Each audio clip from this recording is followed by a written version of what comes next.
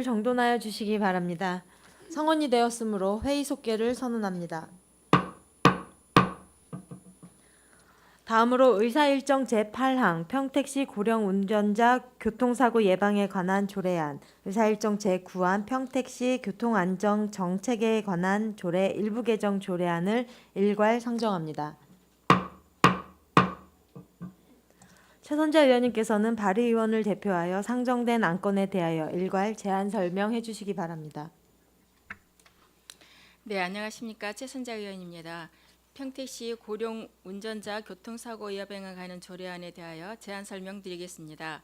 본 조례의 제정 이유는 초고령 사회로 접어들며 어르신 운전자가 늘어나는 변화에 발맞춰 교통사고의 위험을 선제적으로 예방하고자 운전면허의 자발적 반납을 장려하고 교통안전의식을 함양하기 위한 교육과 홍보 체계를 공고히 하여 시민의 소중한 생명과 재산을 보호하고 안전이 담보되는 교통 공동체를 구현하는 데 이바지하고자 합니다. 주요 내용을 말씀드리면 안 제3조와 안 제4조에서는 시장의 책무와 시민의 협조에 관한 사항을 규정하였고 안 제5조에서 안 제7조까지 교통안전 교육 및 예방사업 그리고 고령 운전자 실태 조사에 관한 사항을 규정하였으며 안 제8조에서 안 제9조까지 자진 반납자 교통비 등 지원과 환수에 관한 사항을 규정하였습니다. 자세한 사항은 배부하여 드린 유인물을 참고하여 주시고 본 조례안에 대해서 원안대로 가결하여 주실 것을 당부드리며 이상으로 제안 설명을 마치겠습니다. 감사합니다.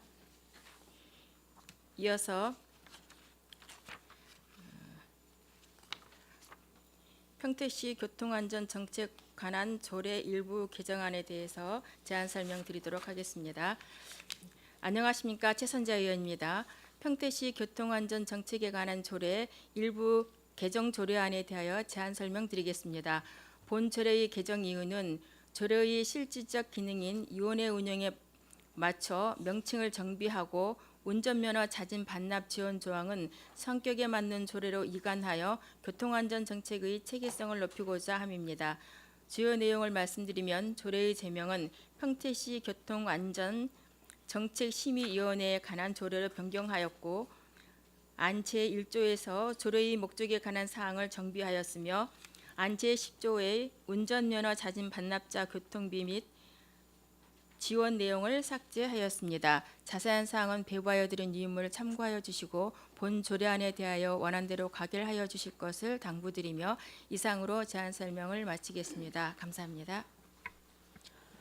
최선재 의원님 수고하셨습니다. 이어서 안전건설교통국장님으로부터 상정안에 대한 의견을 일괄 청취하겠습니다. 국장님께서는 의견을 제시하여 주시기 바랍니다. 최선자 의원님께서 대표 발의해 주신 평택시 고령운전자 교통사고 예방에 관한 조례안에 대한 검토 의견을 말씀드리겠습니다. 현재 고령운전자에 대한 운전면허 자진 반납 지원 사업은 평택시 교통안전 정책에 관한 조례를 근거로 시행하고 있습니다만 자진 반납자에 대한 교통비 지원을 포함한 다양한 교통사고 예방 사업을 보다 체계적이고 종합적으로 추진할 필요가 있습니다. 이에 따라 본 조례 제정을 통해 65세 이상 고령자의 운전면허 자진 반납을 적극 독려하고 교통안전 교육과 홍보를 강화함으로써 평택시의 교통사고 예방에 기여할 수 있을 것으로 기대됩니다. 이상으로 검토 의견 보고를 마치고 이어서 평택시 교통안전 정책에 관한 조례 일부 개정 조례안에 대한 최선자 의원님께서 대표 발의해 주신 동조례안에 대한 검토 의견을 말씀드리겠습니다. 현재 평택시 교통안전 정책에 관한 조례는 교통안전정책심의위원회 운영과 고령운전자 운전면허 자진 반납 지원에 대한 사항을 포함하고 있습니다.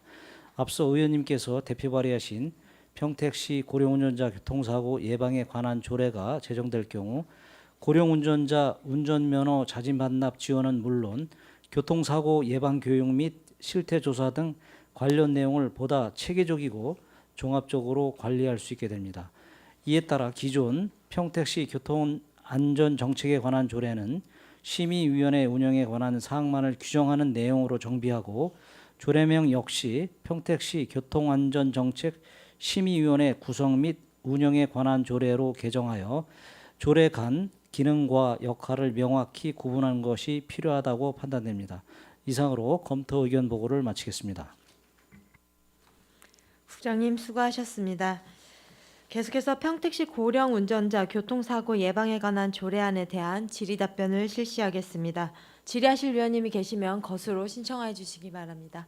질의하실 위원님 계십니까? 예, 이승영 위원님 질의해 주시기 바랍니다. 이 고령 운전자 뭐 취지나 이런 거는 잘 알고 있고 또 그거에 따라서 조례를 만드는 부분에 대해서는 저도 동의를 하는데 현실적인 이제 고민이 좀 있는 게 지금 이 고령 운전자 교통사고에 여기서 우리 지금 고령 운전자라고 하는 게 65세로 돼 있잖아요. 65세입니다. 예. 그러니까 법률에도 그런 뭐 조항이 보니까 찾아보니까 있긴 한데 현실적으로 지금 우리 이 규정에 보니까 지금 우리가 그 전에 고령운전자 운전면허 자진 반납 지원 사업 할 때 이게 규정이 연령이 어떻게 됐었어요? 동일합니다. 65세인데요. 예, 근데 실질적으로 반납하는 연령대가 있습니다. 보통 보면 평균이 한 79세 정도 됐을 때 많이들 반납하고 있습니다. 실제로 그렇게 그러면 반납하고 우리가 65세 이상이었어도 그 반납할 경우에 지역화폐 지원은 했었나요? 네, 가능합니다. 신청하시면 가능합니다. 근데 이제 실제로는 대략 봤을 때 그 70 평균이 70 몇 살이라고 시작가? 79세입니다. 네. 그러니까 65세를 고령 운전자라고 규정할 수 있는가에 대한 현실적 고민은 좀 돼요. 네, 맞습니다. 법령상 그런데 이제 기준상 65세를 고령 운전자로 돼 있고요. 예, 근데 실질적으로는 아까 말씀드린 대로 한 79세 평균 저희가 3년치 통계를 내봤는데 평균 79세 정도 되더라고요. 근데 이 다른데 조례 보면 70세로 규정된 70세 이상 이렇게 규정해 놓은 그 자치단체도 꽤 돼요. 좀 현실하고 좀 맞진 않고요, 연령대가. 근데 그런데 어쨌든 이제 국가에서 고령자라고 이제 책정된 것들이 65세로 돼 있기 때문에 저희가 그거는 좀 실효성 있는 방안을 좀 찾아보고 연령대를 조정할 수 있으면 조정하는데 어쨌든 그런데도 이제 어쨌든 65세가 기준으로 돼 있기 때문에 어떤 사정에 의해서 65세 이후에 반납하시는 분도 좀 비교적 좀 젊은 나이에 반납하시는 분도 있을 수 있어가지고 그래서 좀 고민이 되긴 합니다. 하여튼 뭐 문제의식은 뭔지는 저희가 갖고 있는 것도 65세 이상을 고령 운전자라고 한다고 하면 글쎄 그게 동의가 어떻게 보면 우리 공무원분들 퇴직하고 5년 있으면 고령 운전자가 되는 건데 규정에는 현실적으로 좀 맞는가에 대한 고민도 좀 있어. 그래서 그 부분은 하여튼 뭐 의원님 내에서 좀 검토 토론해 보겠습니다. 이상입니다. 네, 유승영 위원님 수고하셨습니다. 계속해서 질의하실 위원님 계십니까? 네, 김순희 의원님. 네, 우리 평택시 고령운전자 교통사고 예방에 관한 조례안하고 교통안전 정책에 관한 조례 이제 여기서는 일부 개정 조례안은 여기 새로 조례를 만드시기 때문에 이거는 삭제한 건데 이 뒤에 그 지원금하고 앞에 지원금하고 틀린가요? 어떤 부분 말씀하시죠? 교통안전 정책의 10조에 보면 고령운전자 예. 반납에 저희가 지원해 준 게 있었잖아요. 예. 실제로 시에서 지원해 주는 금액하고 새로 만드는 조례 금액은 똑같은가요? 같습니다. 그 부분만 따로 띄어가지고 의원님이 네. 이제 그 부분만 중점적으로 고령운전자라는 조례를 개정하신 거고요. 예, 그 네. 부분만 떼서 똑같습니다. 제가 전문위원님 자료를 보니까 고령운전자 이제 운전면허 반납 사업 지급 현황을 보니까 2023년도, 24년도에는 100명이 지급이 됐어요. 24년도에는 이게 지급이 먼저 거는 저희 먼저 조례는 지급 한도가 있나요? 인원이?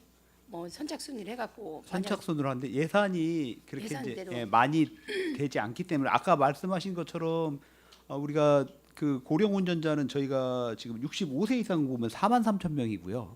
그거를 이제 10만 원씩만 기본적인 그 반납만 해도 10만 원을 드리는 거거든요. 그렇게 따지면 어마어마한 숫자가 나오기 때문에 저희가 이제 예산을 새로 수립할 때는 실질적인 고령 운전자 그러니까 한 75세 이상 정도로 봅니다. 그래도 75세 이상도 저희 관내에 운전면허를 가지신 분이 8,000명 정도 됩니다. 그래서 상당히 이제 부족한 금액이죠. 근데 이제 이게 이제 반납했다고 해서 무조건 드리는 건 아니고 신청을 하셔야 됩니다. 동사무소에 신청을 하시는 분에 한해서 드리고 있습니다.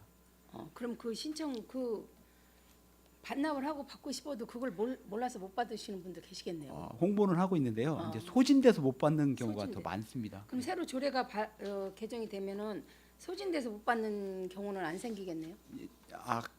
저희가 이제 예산을 그만큼 예산을 세워야 되는 부담은 있습니다. 부담은 있는데 그래서 저희가 내년도에 예산을 국비를 좀 많이 신청했어요. 실질적인 8,000명 아까 75세가 8,000명이라고 했잖아요. 8,000명 중에서 실질적으로 한 30% 정도를 감안해서 한 2,500명 정도가 혜택을 받을 수 있게끔 저희가 이번에 내년도 국비를 신청했습니다. 그래서 한 2억 5천 정도를 신청을 했고요. 물론 다 도에서 세워줄지는 모르겠지만 그래도 어느 정도 수준은 충족할 수 있을 거라고 판단합니다.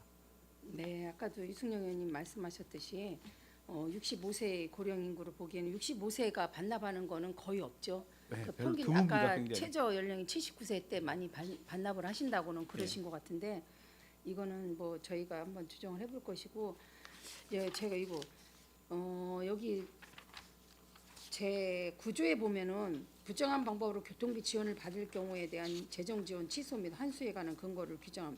혹시라도 먼저 조례에서 부정하게 교통비 지원을 받거나 뭐 이런 부정한 방법으로 지역 1인당 고령 운전자 반납의 그 금액을 받은 분이 계신가요 혹시? 그런 분은 없습니다. 없죠? 예, 예. 네, 환수되신 그럼 분은 한 분도 없습니다. 네, 알겠습니다. 여기 마치겠습니다. 네, 김순희 의원님 수고하셨습니다. 계속해서 질의하실 의원님 계십니까? 네, 유승영 의원님 질의해 보충. 주시기 바랍니다.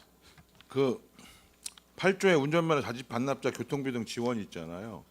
네. 그러니까 법적으로 위에 65세 고령 운전자를 바꾸기가 좀 여러 가지 또 상충되는 게 있다라고 하면 교통비 지원에 대해서는 연령대를 좀 고령 운전자 중 만 70세든 만 75세든 그렇게 운전면허를 해서 그러면 우리 예산 부분에서도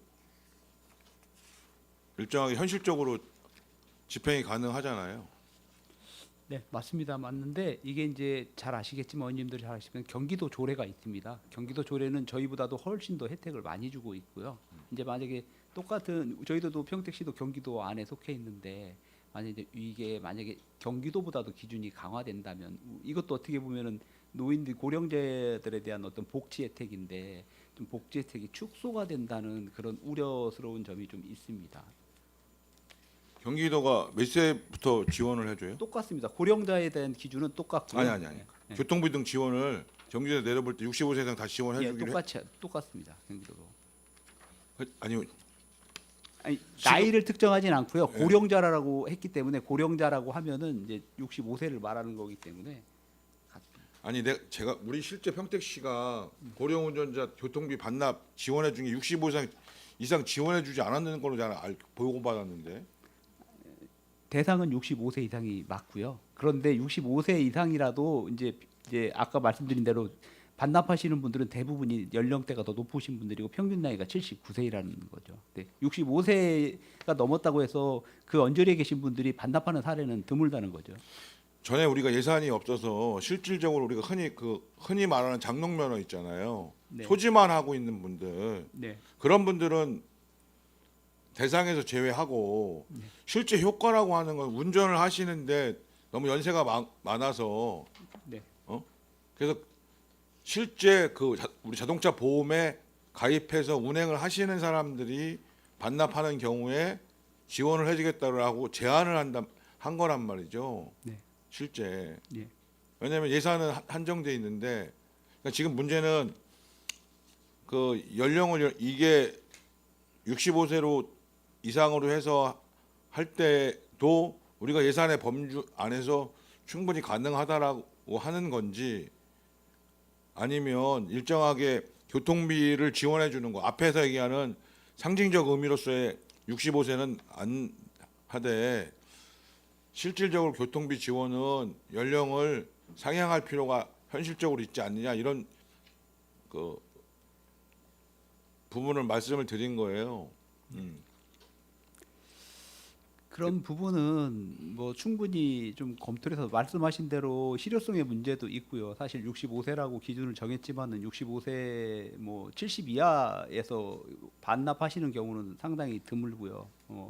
그런 부분들이 좀 현실적인 부분들이 있긴 한데, 근데 이게 이제 65세라 고령자가 65세라는 기준이 이게 전국 공통이다 보고 공통이고 또 모든 지자체가 이 65세 고령자라고 했지 나이를 제한하지는 않고 있거든요. 그렇기 때문에 그러면 우리 시만 또 좀 특별히 이제 좀 복지가 좀 축소되는 게 아닐까라는 우려가 있습니다. 그래서 좀 그건 좀 저희가 좀 면밀하게 좀 검토를 하고 해보도록 하겠습니다.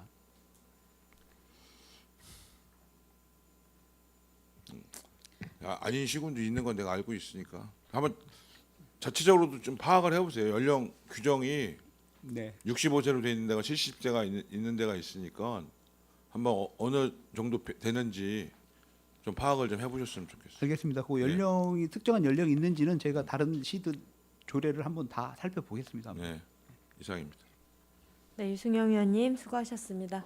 계속해서 김순희 의원님. 제가 추가 질문 좀 하나. 의원님이 하신 말씀 뒤에 그 아까 그 우리가 옛날에 그 먼저 조례에서 65세 이상 고령 운전자 반납에 지원하는 거는 운전을 실질적으로 하시고 계시거나 아까 말씀드렸듯이 장롱면허나 이런 분 안 됐잖아요. 그럼 이 조례에는 운전 면허 경력이 한 번도 없는 분들은 알 수 있잖아요. 보험을 한 번도 가입을 안 했거나 운전을 한 번도 안 해보신 분들은 실제적으로 저희는 알 수는 있잖아요, 그렇죠? 파악은 할 수 있는데 그런 분들도 만약에 뭐 70세나 75세까지 운전면허만 장롱면허를 가지고 계셨던 분들도 지원이 되는 건가요? 이것도 먼저처럼 그런 거는 제외가 되는 건가요? 우리 조례를 보면은 그 우리 의원님들이 말씀하신 우려 사항들이 있습니다. 그래서 8조 1항이 65세 고령자가 반납하면 무조건 지원을 합니다. 기본적인 지원을 합니다. 그리고 나서 의원님들이 걱정하시는 것처럼 실질적인 운전을 하신 분들이 반납을 했을 경우에 이제 뭐 보험이라든가 차 소유라든가 이런 것들을 확인해서 이분은 진짜 고령자이면서 실질적으로 운전을 했다라는 게 증명이 되면은 2항에 추가 지원을 하도록 되어 있습니다. 그래서 저희가 이제 예를 들어서 그러니까 실질적으로 운전을 한 고령자가 운전면허를 반납해서 신청을 했을 경우에는 20만 원을 받을 수 있는 겁니다. 그 10만 원 똑같은 10만 원, 먼저라고요. 10만 원은 기본. 고령자는 받고? 무조건 반납하면 신청하면 10만 원을 받을 수 있는 거고요. 추가로. 그 말씀하신 대로 이렇게 이제 실질적인 운전자가 반납했을 때는 추가 지원이라도 이게 8조 2항에 따라서 10만 원을 또 추가해서 20만 원을 받을 수 있는 겁니다. 그러면 이게 평택시 고령 운전자 교통사고 예방에 관한 조례인데 실제 운전도 한 번도 안 해보신 분들이 운전 반납하는 거는 교통사고와 그 사람들은 그분들은 하등의 관계가 없으신 분들도 다 지원을 해주겠다는 거 이거는 좀 한번 생각해 보셨으면 좋겠습니다. 그래서 뭐 맞습니다. 알겠습니다. 네, 김순희 의원님 수고하셨습니다. 네, 김승겸 의원님 질의해 주시기 바랍니다. 이게 지금 반납을 하게 되면 이게 경찰서나 교통안전관리공단 통보가 되나요? 네, 그렇습니다. 면허가 취소되는 겁니다. 취소죠. 예, 예. 그러면은 이게 부정한 방법을 면허를 취득할 수는 없는 부분이잖아요. 그렇죠. 그죠? 예. 그런 적도 없었겠지만 예. 이제 문구에는 이제 그 있어요. 어떤 부정한 방법으로 재발급 재취득 시 그런 경우는 없겠지만 예. 경찰서에 통보가 되면 취소잖아요, 완전히 법적으로. 예, 맞습니다. 근데 이 취소가 영원히 취소인지 어쩔 기간이 있는 건지 그 규정이 있어요? 뭐 그거에 대한 이제 세부적인 기준 없고 사례가 워낙 드물다 보니까 뭐 저희도 사실 뭐 그런 기준 뭐 그럴 일은 없겠지만 그래서 거기까지는 아직 체크가 안 되신 것 같아요. 충분히 있을 수 있는 그러니까. 얘기고요. 저희가 한번 그거는 좀 검토해 그럼 보겠습니다. 경찰서에서 또 예. 따져볼 문제인데 예. 알겠습니다. 네, 김승겸 위원님 수고하셨습니다. 더 질의하실 위원님 계십니까? 네, 최선자 의원님 보충 발언해 주시기 바랍니다. 네네. 제가 이 조례를 하게 된 이제 재정이 뭐냐면 제가 50대 때 직장을 다닐 때 제가 오중 충돌이 났었는데 뒤에 계신 분이 60대 이상이었었어요. 그래서 그 당시 지금 생각을 해보니 70세는 안 되셨고 이러한 홍보가 부족해서 반납을 이제 운전을 그 후로는 이제 무서워서 이제 안 하겠다는 말씀을 이제 들었거든요. 서로 이제 소통을 하다 보면서 실질적으로 운전을 그 이후에 하고 있는지 안 하고 있는지 모르지만 그 당시는 그렇게 그분의 말씀이었었던 거예요. 큰 대형 사고는 물론 65세 미만도 할 수가 있으나 65세 이상으로 우리가 법적인 근거를 했을 때 65세가 사고가 혹시라도 타이에 의해서 나서 운전을 할 수 없게 될 경우도 있을 것이다라는 이제 본 의원의 이제 생각이거든요. 그래서 현실적으로 우리가 예산 문제나 현실적으로 70세 이상을 한다고 하는 것도 우리가 고려를 해봐야 하나 25세의 법적인 근거로 했을 때 그러한 문제들이 발생했을 때 이분이 면허증을 반납할 수 있는 법적인 거는 보장을 해줘야 되지 않느냐라는 게 이제 본 의원의 생각이거든요. 이제 여기서 내부에서 이제 뭐 상의를 해보겠지만 그런 의미에서 이제 65세로 하는 거는 저는 좀 타당하다. 물론 있을 수도 없고 없을 수도 있지만 전혀 없는 건 아니다. 우리가 홍보를 하고 예방을 하고 이거를 통해서 교통사고를 예방하는 것이고 또 이제 다른 분에게도 영향을 미치기 때문에 이제 줄이고 예방하는 차원에서 하는 거기 때문에 그런 의미에서는 이제 그런 타 지자체에도 65세 이상으로 이제 되어 있는 것 같고 그런 의미에서도 이제 저희 지자체에서 65세 고령자로 이제 된 거다라는 어떤 부연 설명을 좀 해드리고 싶습니다. 네. 이상입니다. 네, 최선자 의원님 수고하셨습니다. 네, 더 질의하실 위원님, 네, 유승겸 위원님 추가 질의해 주시기 바랍니다. 이게 뭐 우리가 법을 만드는 건 아니지만 이 정부에서도 법을 사실은 이건 지금 개정해서 정리할 필요가 사실 있는 사안이에요. 지금 아니 정년을 연장해서 65세까지 취업을 우리가 65세까지 퇴직을 늘리는 걸 지금 논의하고 있는 시점에서 사실은 나는 이 현실에 맞지 않다. 예전에는 뭐 충분히 이럴 수 있는데 그리고 이게 실질적 뭐 사고 문제도 제일 보험료 비싼 건요. 18세에서 그 20세 이하 만 19세 여기가 제일 비싸요. 사고율에도 크게 나기 때문에 이제 이유가 있지 여러 가지. 그러니까 고령 운전자분들이 가지고 있는 사고의 유형은 또 다른 형태의 이제 사고 형태고 그래서 사실은 종합적으로 봤을 때는 난 연령에 있어서는 좀 사실 논의가 돼야 되는 부분들이 있는데 이게 이제 법령이 어찌됐든 현재 고쳐지지 않은 상태에서의 이 부분이기 때문에 하여튼 그 부분은 감안해서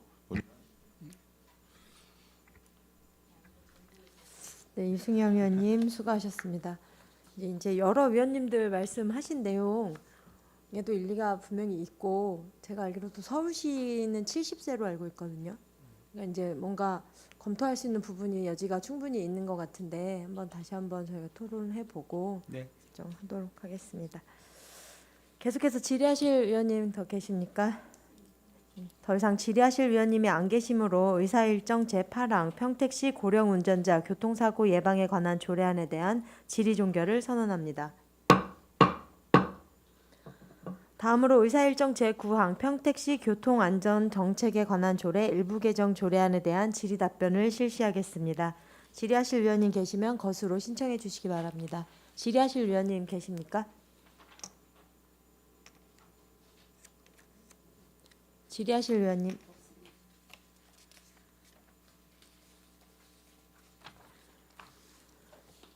질의하실 위원님 계십니까? 9항. 네. 더 이상 질의하실 위원님이 안 계시므로 의사일정 제9항 평택시 교통안전정책에 관한 조례 일부 개정 조례안에 대한 질의 종결을 선언합니다.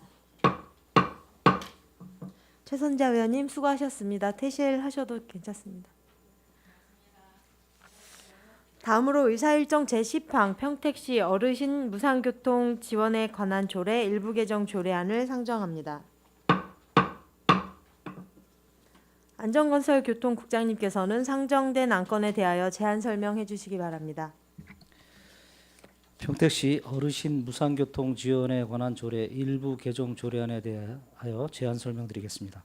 개정 이유를 말씀드리면 올해 1월부터 시행 중인 평택시 어르신 교통비 지원 사업의 지원 대상 중 수급자 및 차상위 계층의 경우 교통비 지원금이 실제 소득으로 산정되어 수급 자격에 영향을 받는 문제가 발생하고 있어 국민기초 생활보장법 시행령 제5조 제2항 및 국민기초 생활보장 사업 안내 지침의 수급자 선정 기준의 소득 산정 제외 조건에 따라 현행 조례의 지원 대상에 수급자 및 차상위 계층을 명시함으로써 70세 이상 평택시 어르신 모두가 안심하고 교통비 지원 혜택을 받을 수 있도록 하고자 함입니다.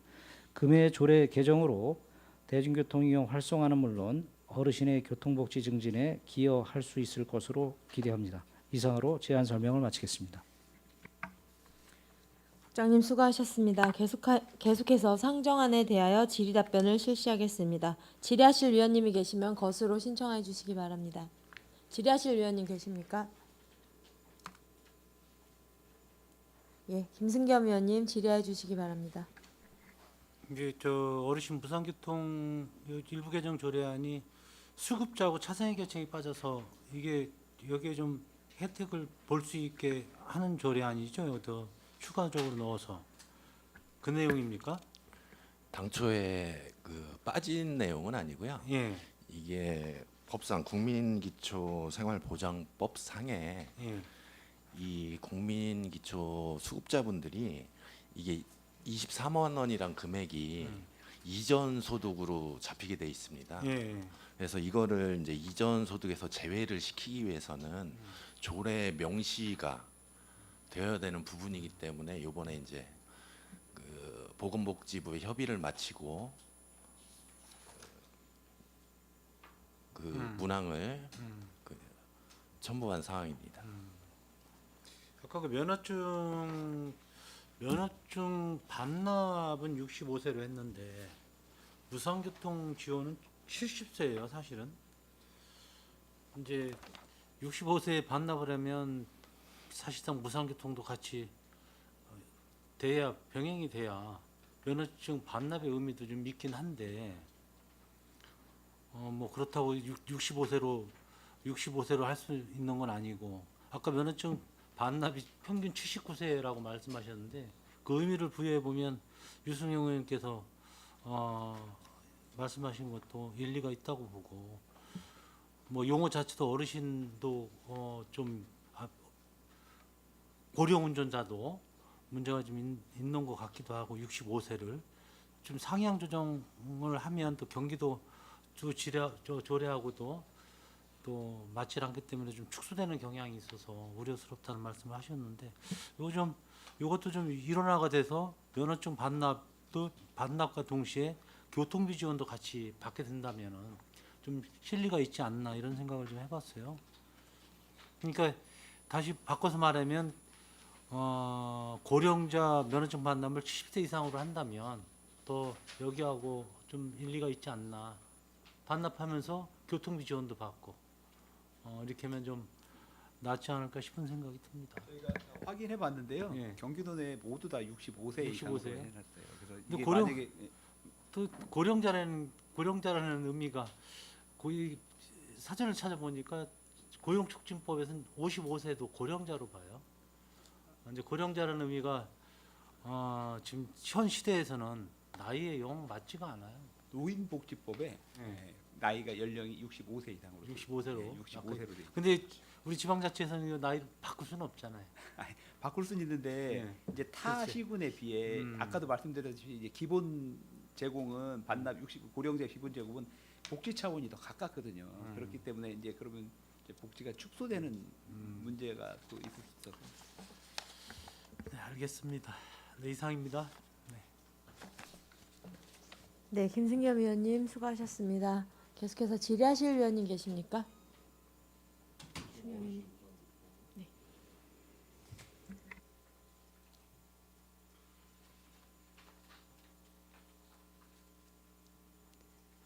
질의하실 위원님.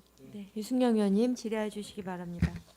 이게 지금 여기 뭐 관계 법령에 잘 나와 있는데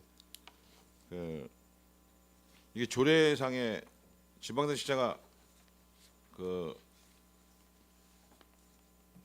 세 가지 조건, 그러니까 조례 지원 대상이 수급자나 저소득 주민으로 명시하고 그 지자체가 100% 부담인 사업 뭐 이런 조건이 있잖아요. 네네. 예. 그래서 이게 뭐 경험을 해보셨으니까 근데 이제 향후에도 우리가 이런 정책들을 필 때는 이런 부분들이 사실은 이제 좀 민감한 사안이잖아. 이 어떻게 보면 기초생활수급 하시는 분들이 이것 때문에 뭐 수급상의 대상자가 그렇게 많지는 않아도 어찌됐든 피해를 또 보실 수도 있으니까 그 사업 시행 전에 하여튼 이런 부분들은 좀 꼼꼼하게 검토를 하셔서 향후에는 조례 처음 제정할 때 같이 함께 제정할 수 있도록 그런 부분은 이런 사업을 통해서 다시 한번 좀 잘 점검해 주시기 바랍니다.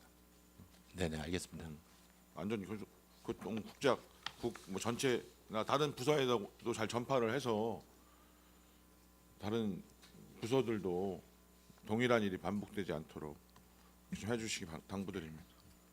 이상입니다. 유승영 의원님 수고하셨습니다. 더 질의하실 위원님 계십니까? 더 이상 질의하실 위원님이 안 계시므로 의사일정 제10항 평택시 어르신 무상교통 지원에 관한 조례 일부 개정 조례안에 대한 질의 종결을 선언합니다. 다음으로 의사일정 제11항 평택시 어르신 교통비 지원 사업을 위한 운영 협약 보고의 건을 상정합니다. 국장님께서는 상정된 안건에 대하여 제안 설명해 주시기 바랍니다. 평택시 어르신 교통비 지원 사업을 위한 운영 협약 보고의 건입니다. 본 협약은 평택시 어르신 교통비 지원 사업을 위해 작년 8월 시 농협 및 교통카드 정산 사업자 간 체결된 업무 협약 이후 올해 1월 시와 교통카드 정산 사업자인 이동의 즐거움 간 구체적인 권리 및 의무를 규정하기 위해 체결된 것으로 각 기관의 역할과 시스템 정보 이용료, 기타 수수료 등 비용 정산에 관한 내용입니다. 본 사업으로 어르신들이 편리하게 교통비 지원 혜택을 누릴 수 있도록 사업 운영에 만전을 기하도록 하겠습니다. 이상으로 보고를 마치겠습니다. 네, 국장님 수고하셨습니다. 계속해서 상정안에 대한 질의 답변을 실시하겠습니다. 질의하실 위원님 계십니까? 네, 유승영 의원님 질의해 주시기 바랍니다. 이건 뭐 협약 내용에 대해서는 질의할 건 없어요. 근데 문제는 이게 지금 협약 기간이 25년 1월 1일부터 25년 12월 30일이잖아. 그리고 협약일도 25년 1월 1일이잖아요. 네네. 지금이 6월 중순이 지났잖아요. 협약을 맺으면 의회 조례 업무 협약 그 조례 제가 처음으로 제정한 조례예요. 하도 이게 그 전에 업무 이 협약이라고 해서 MOU라고 해서 아주 남발되는 사례들도 있어서 만든 조례인데 그래서 예산이 수반되는 사항들 우리 조례들을 제정해야 될 사안들에 대해서는 의회의 승인을 받게 돼 있어요.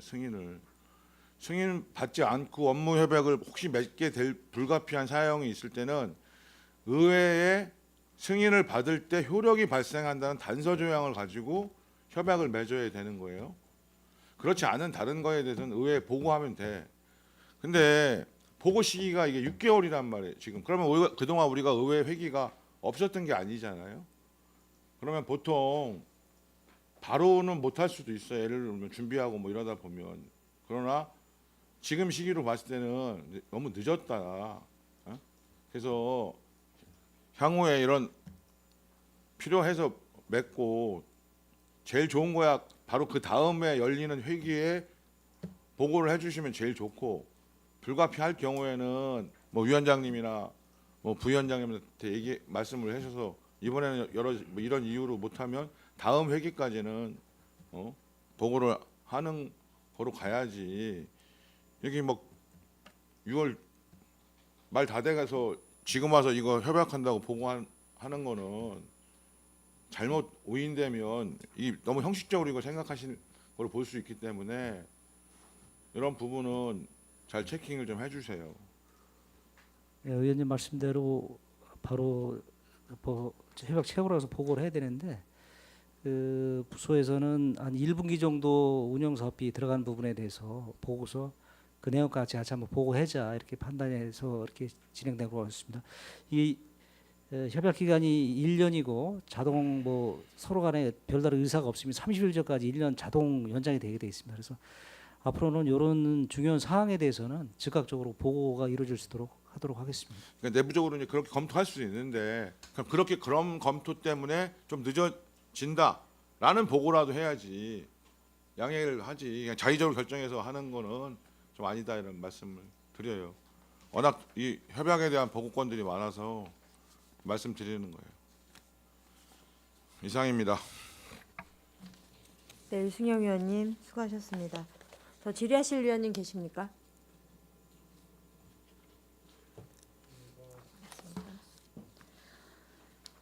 네, 더 이상 질의하실 위원님이 안 계시므로 의사일정 제11항 평택시 어르신 교통비 지원 사업을 위한 운영 협약 보고의 건에 대한 질의 종결을 선언합니다. 다음으로 의사일정 제12항 중부권 버스 공영 차고지 운영 공공 위탁 동의안을 상정합니다. 국장님께서는 상정된 안건에 대하여 제안 설명해 주시기 바랍니다. 네, 중부권 버스 공영 차고지 운영 공공위탁 동의안에 대하여 설명드리겠습니다. 중부권 버스 공영 차고지는 수소 모빌리티 특구 조성 및 탄소 중립 실현을 위한 선제적 조성 사업으로 운수업체의 차고지 운영비 절감, 배차 안정성 확보 및 정시성 강화를 도모하고자 합니다. 이에 안정적이고 효율적인 관리 운영을 위해 사업 수행 능력을 갖춘 공공기관에 위탁하고자 합니다. 버스 공영 차고지의 전문 운영을 위한 사무위탁 타당성 및 비용 산출 연구 용역을 추진한 결과 직영, 민간위탁, 공공위탁 중 안정적인 인력 채용 및 공공시설물의 자주적인 책임 관리 등 서비스가 용이한 공공위탁 운영이 합리적이라는 결론을 추진하게 되었습니다. 위탁시설은 모곡동 545번지 1원에 위치하고 있으며 건축물로는 관리동을 포함한 4개 동으로 부지 면적은 액화 수소 충전소, 전기차 충전소 포함 주차장 338면의 약 3만 제곱미터입니다. 위탁 사무의 범위로는 버스 공영 차고지의 예산 지출과 전반적인 운영 관리 및 시설물의 점검 유지 보수 등입니다. 공공 위탁 기간은 평택시 사무위탁에 관한 조례에 따라 체결일로부터 3년 이내 예정이며 수탁 기관은 용역 결과 및 24년 10월 공공위탁 심의위원회 가결, 평택시 버스 공용차고지 설치 운영 및 관리에 관한 조례 등에 따라 평택도시공사로 선정하고자 합니다. 소요 예산은 전액 12이며 좌산 취득비를 포함 약 6억 8,300만 원입니다. 이상으로 동의안에 대한 설명을 마치겠습니다. 네, 국장님 수고하셨습니다. 계속해서 상정안에 대하여 질의 답변을 실시하겠습니다. 질의하실 위원님 계십니까? 네, 손한명 위원님 질의해 주시기 바랍니다. 네, 손한명 의원입니다.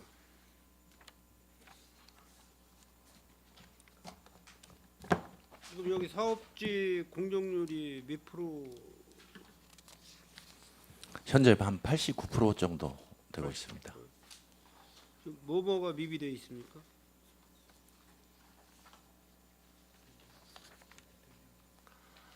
지금 그 민원 부분에 대한 그 행정 대집행 부분이 아직 남아 있어서 그 부분에 대한 건축은 거의 다 됐고요.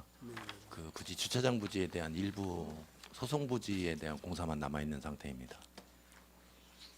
우리 윤용성 과장님이시죠? 네네. 네. 그 전에 그 대중교통과장님, 그 전 대중교통과장님 뭐 명칭 이름은 제가 호칭 안 하겠습니다. 하도 민원이 많고 골치가 아프니까는 사업 마무리를 못하고 다 중간에 본인들이 나가셨는데 우리 유민상 과장님이 그래도 끝까지 준공까지는 계실 거죠? 중간에 또 딴 데로 인사이동 가시는 건 아니겠죠? 준공하겠습니다. 뭐 그동안 마음고생 많이 하셨고 그 민원인들 상대하시냐고 고생을 많이 하신 걸로 알고 있습니다. 근데 어쨌든 간에 평택시에서 수습버스에 대한 차고지나 전기 충전소에 대한 차고지가 필요한 건 사실이에요. 필요한 건 사실이고 입지 조건을 처음에 선정을 잘못해서 좀 공직자분들이 많이 고생을 하셨는데 어쨌든 뭐 지금 89%의 공정률에서 뭐 멈출 수는 없지 않습니까? 멈출 수는 없고 우선적으로 그 대중교통 버스가 진출입하는 그런 그 도로 상황이 지금 현재 많이 협조하지 않습니까? 국장님 네. 협조하죠. 협소하다고 협소. 좀 좁다고. 예. 협소인데 우리 국장님 대안 방안 뭐 혹시 갖고 계십니까? 공직생활 지금 몇 년 하시셨어요? 32년 하시는 건가요? 91년도에 시작했습니다. 네? 91년도에 시작했습니다. 그럼 몇 년 되시는 건가요? 만 34년. 아 오래되셨네. 그 대안 좀 한번 어떻게 그 지난번에 큰 대형 버스들이 잘 그 진출입을 잘 할지 방법. 지난번에 저희 그 우리 상임위원님들 현장 활동도 하고 여러 가지 현장에서 우려사항 많이 말씀하시고 또 대안도 많이 마련을 뭐 해주셔서 저희 일단은 대중교통과장이 말씀드린 대로 시설에 대한 거는 이제 소송이 잘 마무리돼서 행정 절차를 오늘 연말까지면 이제 다 진행이 되는데 말씀드린 그 진료 부분 도로가 좀 협소한 부분은 지난번에 송출 건설도시과에서 도로 확정에 관한 사업비를 확보를 해서 작업은 지금 하고 있고요. 손하명 의원님께서 말씀하시는 부분은 이제 근본적인 문제를 말씀하시는 것 같아. 그 브랜시티 쪽에 연결되는 중로 확장하는 문제는 일단은 확정은 됐는데 사업비가 좀 많이 들어가는 관계로 해서 단시간 내에 뭐 해결되기는 어려운 입장입니다. 그래서 일단은 그 1호국도에서 들어오는 그 부분에서 좀 원활하게 교통소통이 이루어질 수 있도록 여러 가지 검토를 하고 있는데 일단 확장은 되는 거고요. 교통 그 준공 시점에 맞춰서 확장이 되는 거고 다만 거기 진입할 때 교통 신호들이 짧기 때문에 좀 정체가 될 수 있는 그런 우려되는 부분들은 경찰서 쪽하고 이제 협의를 했어요. 그래서 그 부분은 좀 그 시간을 저희가 봐서 어느 시간대에 많이 막히고 이런 걸 좀 현장을 봐서 탄력적으로 신호 좀 조정할 계획이고요. 운수회사 간에 처음에 거기가 이제 친환경 차들이 들어가는 부분이기 때문에 이게 단시간에 또 수소 전기차가 다 한 번에 들어가는 게 아니기 때문에 연차별로 대표차가 나오기 때문에 그쪽에 들어가는 차들이 한 번에 다 들어가지는 않습니다.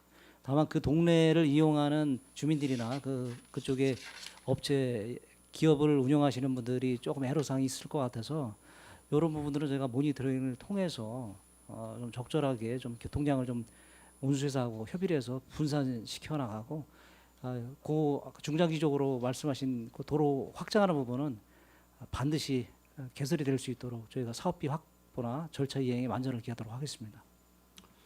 네, 맞습니다. 지금 그 마을 주민분들한테는 굉장한 악재예요.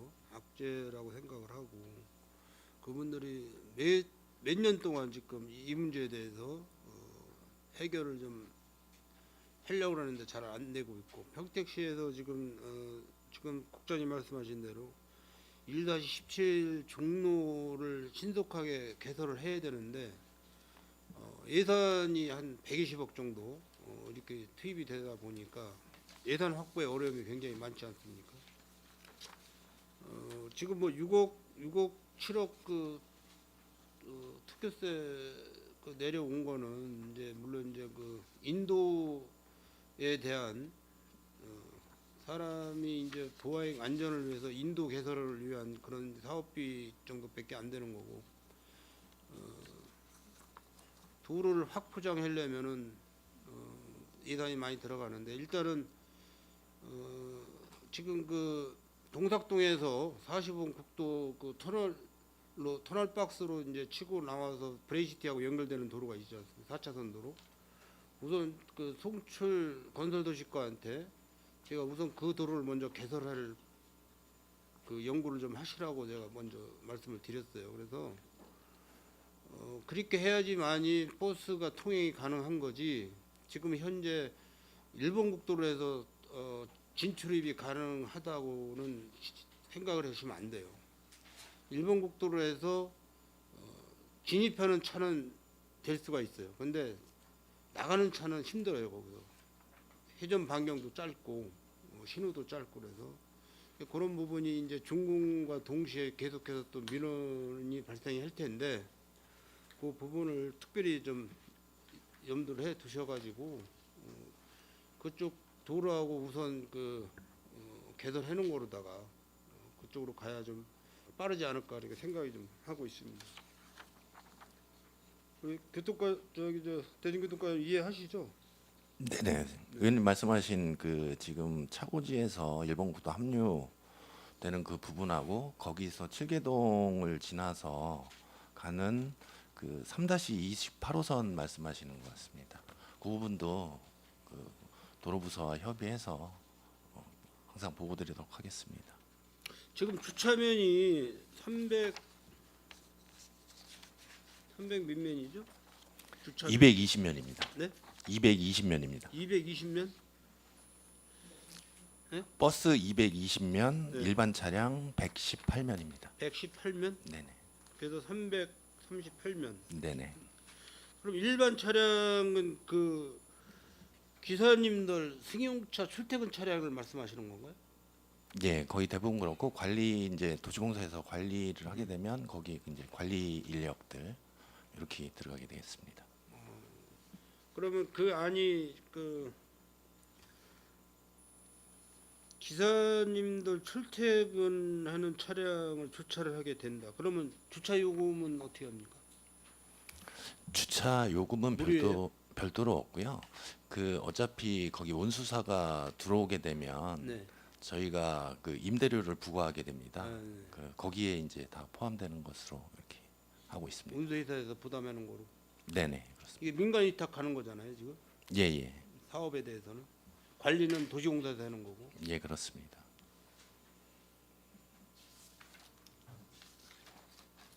그럼 일반인들은 주차를 못 하겠네. 일반 시민들은 그 안에. 일반 시민분들은 그쪽에 이제 통행을 할 사항이 없기 때문에 네. 예, 왜 제가 이걸 여쭤보냐면요. 어제도 제가 거기 통장님이 잠깐 보자려서 그 마을을 들어갔는데, 그 도로변에 황색 주정차 금지 황색선을 그려놓고 수시로 주차 단속을 한대요. 그 관제 사업소에서 나와가지고 이동식 주차 그 단속해놓은 차량이 있잖아요. 그래서 거기에 그 상인 대표하시는 분들 또 주민들이 굉장히 지금 항의를 하고 있대요. 마을 앞에다가 도로를 만들어 놓고 거기는 자연부락이지 않습니까? 현재는 자연부락인데 그 안에 자연부락 그 부락 안에 주차장이 따로 없어요. 그냥 개인 그 일반 주택 마당이라고 그러지, 앞마당 조금씩 있는데 그 주인 허락 없이는 다른 차들은 가서 주차를 못 하는 거죠. 근데 주변에 그 상업 시설이 많이 늘어나 가지고 굉장히 차량 숫자가 많이 늘어나 있어요. 차댈 데가 없는데 주차 단속을 해버리면은 어떻게 되는 거예요, 이게? 차를 댈 데가 없는데 주차 단속을 한단 말이에요. 그 주정차에 관한 부분은 그 경찰서 심의 사항이기 때문에 저희가 그 종합관제사업소나 그쪽에 현황 파악을 해보고 그 심의가 가능한 사항인지는 아니 그러니까 네. 제가 말씀드리는 거는 누구를 위한 그 주차 단속을 해놓은 거고 누구를 위해서 황색선을 그려놨냐 이 얘기예요. 마을 주민들 의견은 다 무시하고 자연불악인데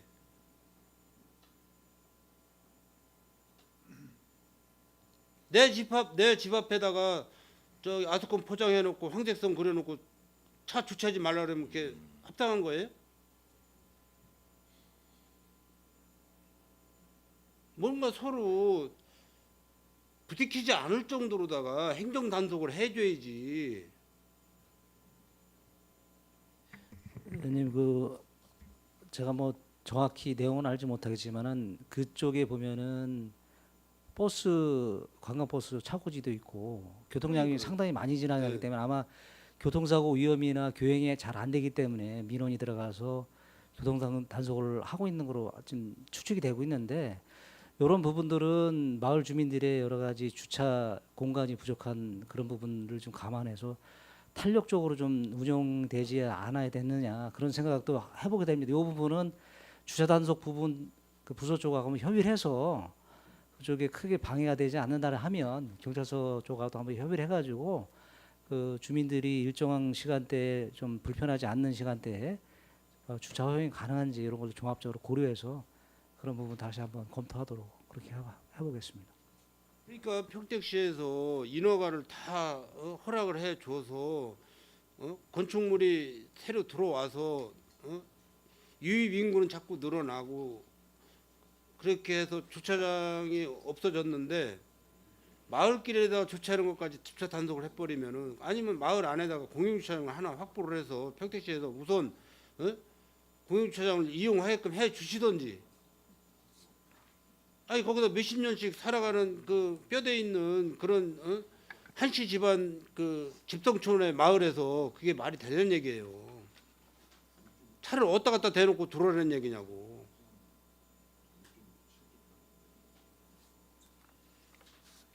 법을 집행하는 거는 좋아요. 그런데 아니 상식이 우선이고 사람이 우선 아니야. 법이 우선이에요?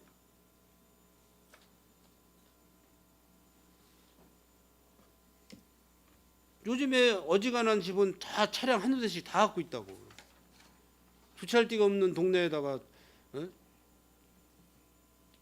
도로 개설해놓고서는 황색선 그려놓고 주차하지 말라는 게 말이 되는 얘기예요. 그래서 내가 이 공영 버스 차고지 그 주차장을 마을 주민은 이용하게끔 해줘야 되지 않냐. 그 말씀을 드리는 겁니다.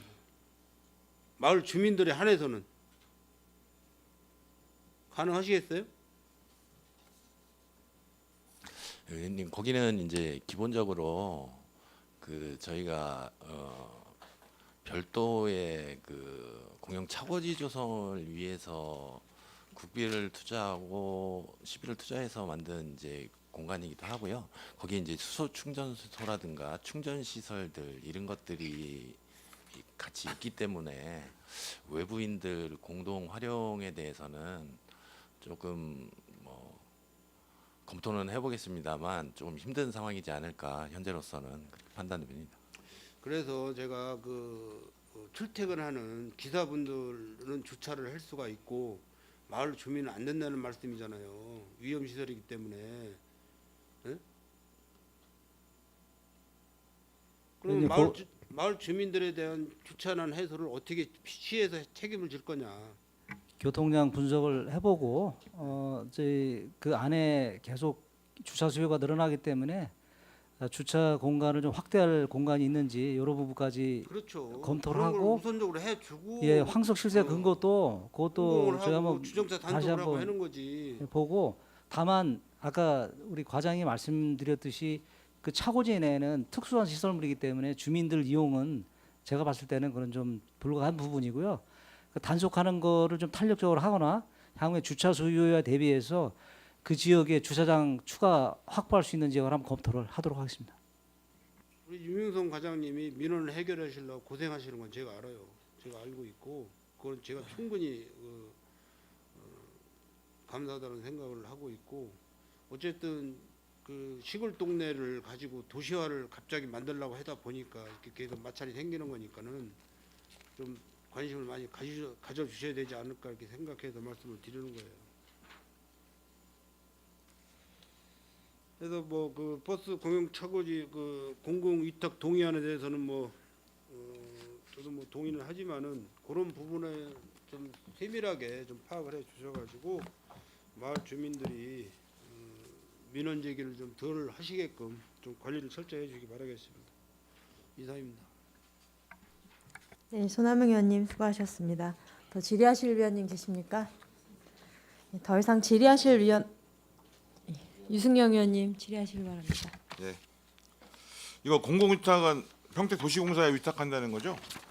네, 맞습니다. 다른 데보다 그래도 우리 공기업에서 운영하는 게 저도 맞다는 생각이 드는데 현재 여기 보면 네 분이세요? 실제 저기 일을 하시는 분은 여기 2급 처장은 전에 지적했듯이 그 각 과별로 위탁하는 것 그 12개월 월급 나눠서 또 여기 2개월분 담은 거죠? 네, 맞습니다. 그 2급 처장 산하에 지금 5개, 저희 것까지 들어가면 5개의 이제 위탁 업무가 있는데 저희는 2개월분에 대해서 부담을 하게 됩니다. 다른 데는 좀 줄겠네. 예, 그렇습니다. 늘어났으니까. 4개 뭐 기존에 이제 4개 사업장에서는 이제 조금씩 줄어들고 저희가 20%를 그 부담하는 방식이 것으로. 맞는지 하여튼 고민은 되는데 오죽하면 그렇게 하겠냐는 고민도 있고 그러면 실제 이 야간에는 이 경비나 이런 거는 어떻게 해요? 세콤이나 이런 뭐 캡스나 이런 보안 업체를 통해서 합니까? 네, 그렇습니다. 그럼 이 우리가 지금 임대료 받고선 운수업체에 빌려주는 거잖아요. 예, 임대를 하게 됩니다. 네. 그러니까 거기 전반적인 시설에 대해서는 우리 도시공사가 위탁받아서 관리하고 그 버스 운영하는 거에 대한 부분은 거기서 담당해서 운영하는 거죠. 예, 도시공사에서 뭐 일반적인 운영이나 유지 관리는 다 하고요. 수소 충전소는 별도 이렇게 운영하게 됩니다. 아니 그 버스 배차하고 뭐 이런 거 운영하는 건 버스 회사에서 직접 운수사에서 하는 자체적으로 거잖아요. 하게 됩니다. 버스에 대한 관리나 이런 것도 거기서 버스 회사에서 할 거 아니에요. 네, 그렇습니다. 그 목적에 맞게 사용돼야 된다고 봐요. 그럼 물론 이제 가능한 범인이 있으면 그 범위 내에서 그러니까 본래 목적에 훼손받지 않는 범위 내에서 탄력적으로 운영할 수 있는 부분들은 운영해야 되는 게 맞다는 생각이 들고 이 많은 액수를 들여서 사실은 조성한 거잖아요. 굉장히 큰 사업 중에 하나인데 이제 어떻게 보면 이제 마무리 단계이기도 한데 그래서 또 이 사업이 갖고 있는 약간 뭐 특성도 있지만 또 도시공사가 시의 많은 사업들을 위탁받아서 운영하고 경험도 있으니까 그런 경험들이 잘 전수돼서 빠른 시간 내에 그 좀 안정화될 수 있도록 그리고 그런 또 평가들 속에서 개선할 점들은 좀 개선해 나갈 수 있도록 좀 하시기를 좀 당부드립니다. 네, 도시공사하고 항시 협의를 해서 잘 진행할 수 있도록 하겠습니다. 이상입니다. 네, 유승영 의원님 수고하셨습니다. 더 질의하실 위원님 계십니까? 더 이상 질의하실 위원님이 안 계시므로 의사일정 제12항 중부권 버스 공영차고지 운영 공공 위탁 동의안에 대한 질의 종결을 선언합니다.